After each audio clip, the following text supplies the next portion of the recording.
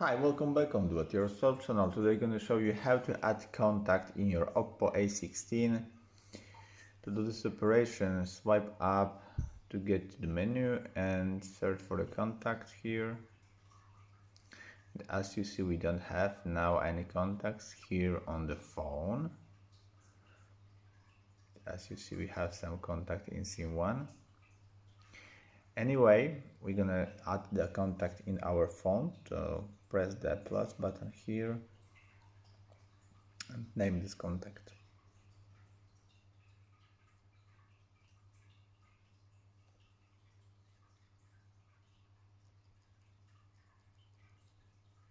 Okay, there is the phone, mobile. You can add some home number, email, and of course birthday.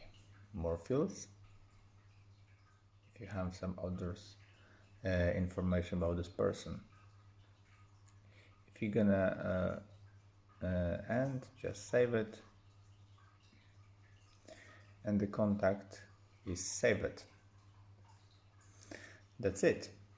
I hope the video is helpful for you. If yes, you can leave like, leave comment, and leave subscribe, and see you by next video. Hey.